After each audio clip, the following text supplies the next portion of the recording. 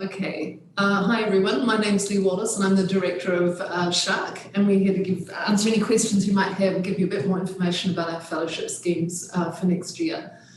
So I'm here in person here at SSHARC, and Nanda Duros, who was to be here, is not feeling well today. She ate something not good over Easter and she's paying for that. So I hope you're feeling better, Nanda. All right, can we have the next slide? I've got two people helping me here. You'll meet it as we go along, but we're here in the University of Sydney, which sits on Gadigal country of the Eora Nation. The Eora Nation runs all across the Sydney Basin, but Gadigal country is the sort of south side of Sydney Harbour from South Heads up to Petersham and across to the Cooks River on the outer edge of Marrickville. So we are here in the centre of Sydney on the Camperdown campus, and we acknowledge and pay our respects to the traditional custodians of this land. And in particular, we look forward to working with their emerging researchers in the months and years ahead. Okay. All right, so if you've been online, you'll see that we have three types of fellowships: humanities, sexuality studies, and social sciences. And that those areas are determined by the bequests that fund those fellowship schemes. And we like to advertise them all at once, so that we have maximum flexibility. So I know that some of you will be applying or indicating that you are interested in more than one scheme, and we like to keep that freedom for us so that when we see the entirety of the pool of applicants, we can move people around and curate possibilities that we might otherwise not be able to do if we sequence them differently. So that's why we advertise them all together.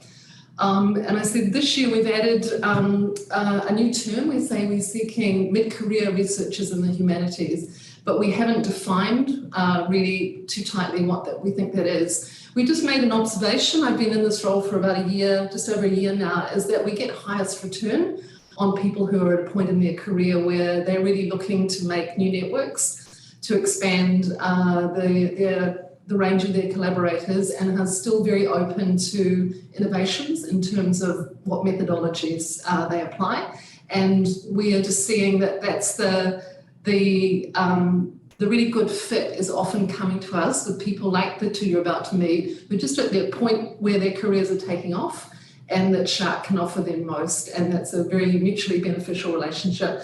So it doesn't preclude more established scholars coming in, but really it's about we really think of SSHARC as setting a new collaborative culture here at the University of Sydney, and that's what we're looking for. So if you want to do things differently and do things with our people, then this is the place to come. So if we won't hold it against you if you are very established in your career, but really it's just, we're not so interested in people who are just traveling the world clipping the ticket, right? We want people that want to meet and engage with other researchers, and one signs of success for us is that a fellow would keep coming back.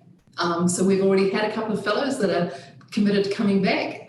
Both these guys who are about to meet are coming back next year. So we're really looking for people that want to build relationships across time and work with both senior people here and junior people here as well. So it's all about building teams and doing things differently and getting that message that the future of research is collaborative. Okay, the next one, Adam. All right, so I said that's what it's about. Look, the emphasis, we want to bring you here so that you can work with people at Sydney. Some of those people will be faculty of arts and social sciences, but they might also be more broadly dispersed across the university. The University of Sydney is enormous. We have 75,000 students here, and we have 5 faculties and 3 university schools. So we have a conservatorium of music, we have a fine arts college, we have law schools, business schools, veterinary science, everything.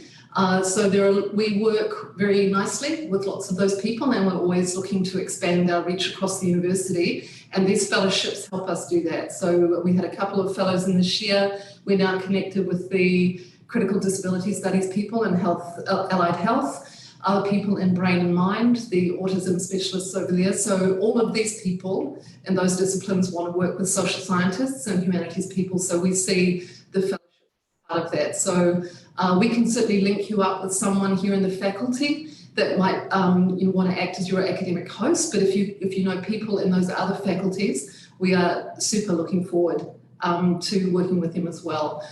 This year we've established a partnership with Northwestern University and the School of Media and Communication, and they were very, very interested in meeting our brain and mind folk and working on the intersection between communication, disability and technology. So, so keep, it's very open, it's a very broad church approach to what our researchers might be doing. We'd like you to reside in Sydney, which frankly is not a hardship. No one has ever complained. It's the University of Sydney, it's in Sydney, and ideally we'd have you here for a month, but we understand that's often not possible. 2 weeks would be about the minimum that we've had people here for. I think Adam's been here for 2 months, and we've had people in the past here for 3 months, but it's really about what program of activities you pull together with your collaborators here and what time you need to make a meaningful progress on that. So we've got somebody here at the moment, Nassar from the Bangladesh, who's working, he's here for 3 weeks.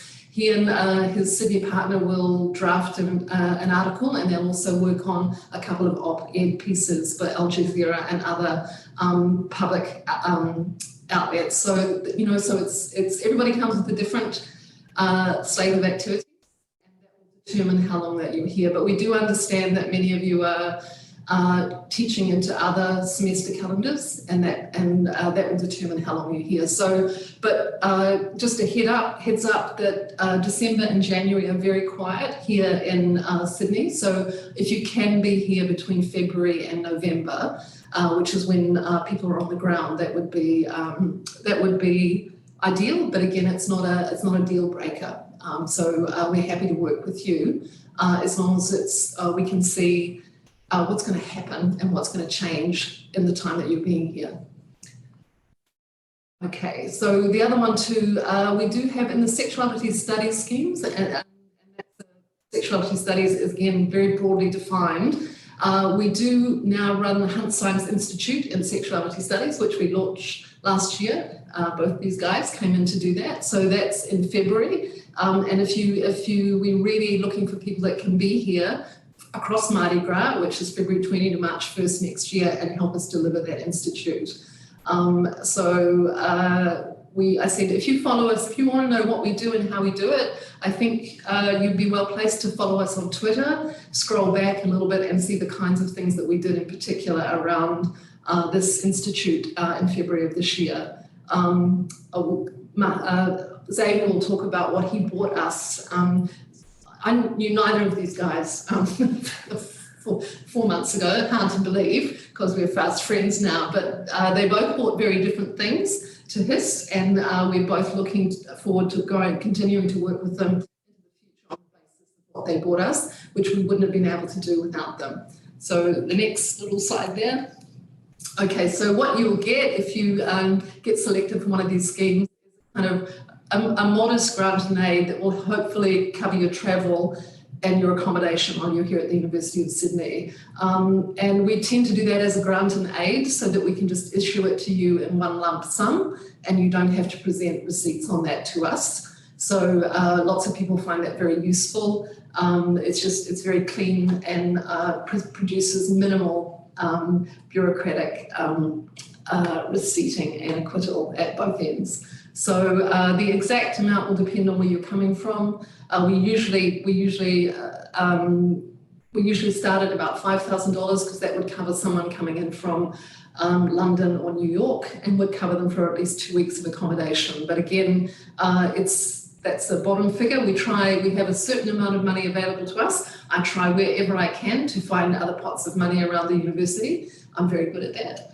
And we'll also understand that some of you will also be able to access your own funding. So we try and accommodate things, and we try and make the money extend as far as it can. So again, at the beginning, we used to load the money. The more prestigious people were, the more money they got. And then we realized, why are we doing that?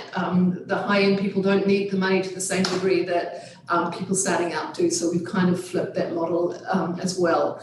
When you get here, you get access to SSHARC. This is a 24-hour facility that you can come in. We set you up with a computer if you need one, or additional screens if you bring your own laptop. You can do everything here. You get access to all the library and the internet and so on. And this is like, I think you can't see it, but it's like a magical tree house in a sandstone building. And what you get if you come here is companion animals to work with each other, and the dog, who is usually here but is currently at the cleaner. You'll also be hosted by a FAST researcher, and they'll help you, one of the things they'll do is help you with the reporting. SSHARC can also offer you additional support in developing the projects that you're doing and the outreach activities that might do that. So when Nanda's here, she's very good at running a media communications plan around everything you're doing to make sure that we maximize the impact of what you're doing here and that people know about it. So she takes care of all our social media. I'm not allowed anywhere near the social media. I don't even see it, but apparently we're doing quite well. So, and again, thanks in particular to these two. So we can do other things. We have we can set up one-day huddles, bring in other Australian-based researchers if that's what you need. So there's a little bit of further support here. And I think we're very developing a real skill in that and understanding what it is that people need to push projects ahead in a short time frame so that they develop scope and longevity. Last one. All right, and so I said the academic hosts, they'll help you when you reach out to them, or if you get me to introduce you, they'll help you put together a plan, a little slate of activities. They'll contribute a statement of support, and then they help, we hold them responsible for the reporting aspects of the grant, which is we want a quick report just around when you leave about what you did, and then a year later we just ask for an update about what's happened, what's come of that. So the reporting responsibilities are not onerous, but they are, like everything else we do, I think they're authentic. We genuinely want to know what happened. And also understanding that things don't always happen as we plan them, but things can happen serendipitously, and all of that is the stuff that we want to learn from. And okay, so what I thought I'd do for the time we have here, we'd be real, and I just introduce you to two current fellows here at SSHARC, and they can talk about their experience. So Dr. Xavier Ho from Monash and Adam Gretman from the School of Art of the Art Institute of Chicago. So Xavier, do you want to? Yeah, I'll share a few words as well. Hi everyone, my name is Xavier Ho. I'm currently a lecturer at Monash University and also a junior fellow here at the Hard Science Institute. So I was really lucky in the way that I applied to this program back in April, and was I think I got the fellowship in July last year. So Lee and I had a brief chat, and pretty much from there it just was a blazing trail of amazing events and opportunities. Probably the biggest thing that I was able to do here, along with the Hard Science people, was to curate a queer games exhibition that was coinciding the Sydney World Pride event. And we had an excellent support through Lee in introducing me to Julie Raps and also the fellow Liam Gaston at the Sydney College of the Arts, who generously gave us a venue in order to make the exhibition happen. And also with a round of faculty support here at Monash, and also with Sydney, we were able to pull together 22 games from Oceania, Australia, New Zealand, as well as games from Asia Pacific in Malaysia, Philippines, and Japan. So it was really a fantastic event that I was able to kind of meet lots of people, really fantastic, pull together industry contacts and sort of advancing research and looking at how queer games can also be a site for cultural heritage. So that was probably one of the biggest achievements that I would say we were able to pull together here in Sydney. And we also had a fantastic time that also opened during the first Hard Science Institute. So we got, was it 25 or 30 PhDs and postdoc fellows who came over, and they also had a fantastic discussion with me that day. So yeah, I have no sort of like bad feelings at all. In fact, this is one of the best experiences I've ever had, especially during February, March, during the Mardi Gras. So as part of that sexuality studies fellowship, that was amazing. So I'm still here until near the end of late April, still wrapping up my work and now progressing the exhibition in Melbourne, which is really exciting. And I'll pass it to Adam. All right. Hi, everyone. I'm Adam Gretman. I'm an associate professor of art education at the School of the Art Institute of Chicago. And as Lee mentioned, I've been here almost 2 months, and I'm heading back to Chicago in 2 days. So it's a pleasure to get to kind of share the kind of magic that being a SHARC fellow is, because you really get to see, as Lee talked about, how collaboration can be the future of research, and the ways in which that type of collaboration, sitting in the SHARC offices with people from different disciplines, different areas, and getting to have that companion animalship, where you get to talk through the work you're doing, think through the work you're doing with people doing very different work. And what that means as a researcher here, but then taking those kind of ideas and practices back to your own home institution. So like Xavier, I was one of the junior chairs of the Hunt Symes Institute in Sexuality Studies. So was able to both teach my own kind of workshop or master class, and learn alongside the other faculty members who were also teaching during that 2-week time period, as well as learning from the students who were part of that, who were PhD students, postdoc students, or postdocs, not students. And thinking through a range of questions that emerged when we think about queer classrooms and queering the classroom, which for me as a teacher educator, as somebody that works in the philosophy of education, was quite a profound kind of experience, thinking through the range of issues that emerge when we both think about LGBTQ plus people in schools, but then also the work that kind of queer as a conceptual apparatus does for us in thinking about schools. So then in the remaining time that I've been here, I've had the opportunity to continue to think alongside my faculty, what do they call it? Faculty support, it's faculty mentor, faculty, the person that is kind of situated at the University of Sydney. I'm working with Dr. Vic Rawlings, and I'm working on my own book project that is related to some of the issues that actually emerged during the Sexuality Studies Institute.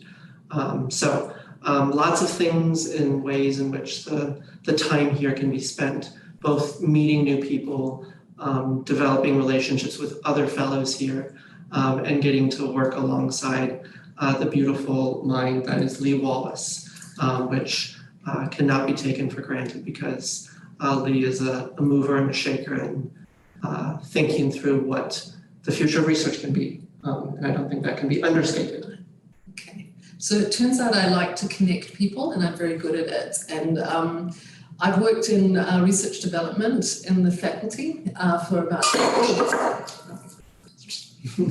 that's classic Lee. I've worked in the faculty in research development for about 7 years, so I know the faculty here very well, and I know where the interesting people are, and I know where the collaborators are. So I'm very good at even while you're here, you'll meet people.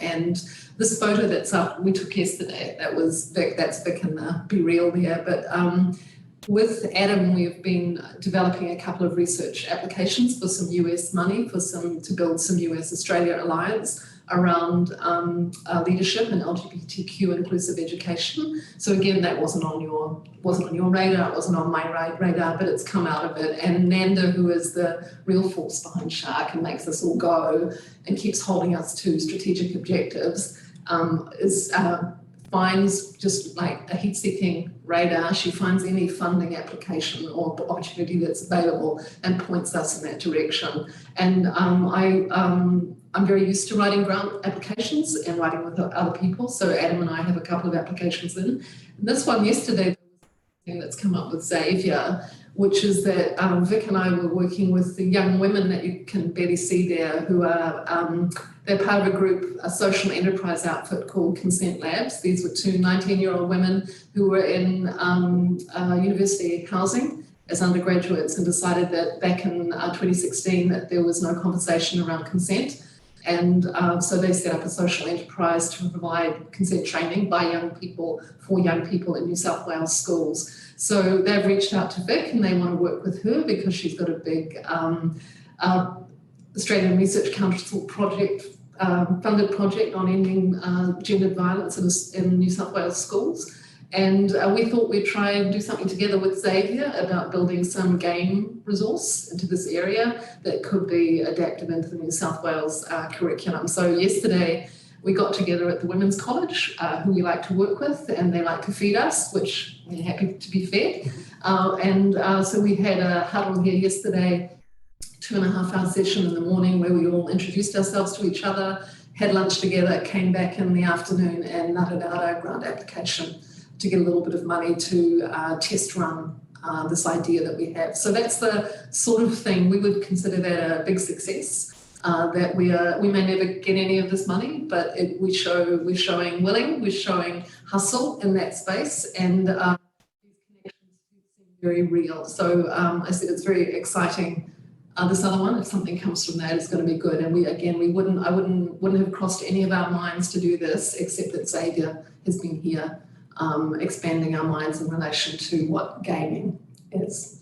So I think that's it. If any of you have any questions, we're happy to take them.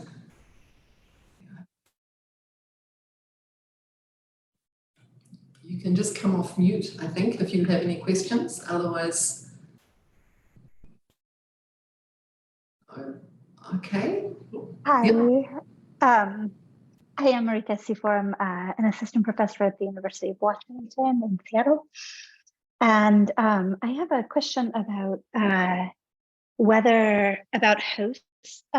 Is it possible to have more than one host, or is it ideal to set up a kind of collaboration with one host? Oh no, you could have more, but I think you will only get one of them to write the letter. But they can certainly, what we would expect in the letter, they can refer to the other people and what you were doing. So yes, no, it's not doesn't have to be a monogamous, relationship. You can have as many hosts as you want, but let's only ask one of them to write the letter, or they'll, and choose the one that writes the best letter, or that you, and of course you can provide them content for that letter. But no, ideally we'd like to see you engage with more than one person if you can, but it doesn't really matter. It really is about, Marika, what you're planning to do and what you need from the people here, or what you can give to the people here. So that's good. University of Washington, always good. It's not too far away. You would feel right at home here. Rainy, maritime. Yeah. Thank you so much. I appreciate it.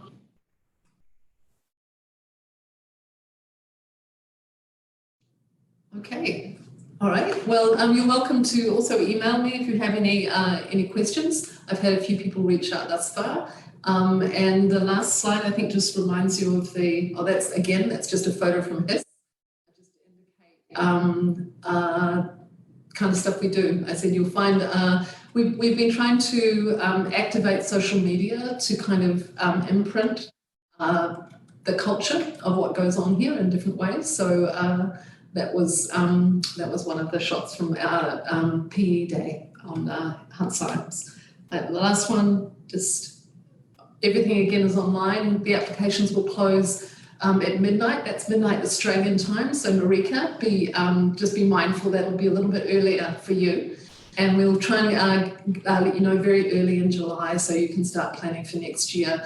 And we understand too, you may not have hard and fast dates. That's fine. We understand that things move, and we're happy to work with you. And as I said, what normally happens is when we announce who the fellows are, I'll usually set up a Zoom conversation quite early with you and your host so that I can also let you know what's possible. And help shape the projects and things. So you do have access to me constantly. And I don't think I'd realised until Adam said, I didn't realise that I was part of the proposition, but I now understand that I am, again, particularly for junior or mid-career people who might want value a mentor from outside their own institution that just can help things. I think one of the things we've done, like I said, the relationships are authentic, so you can call on me for things even after the fellowship.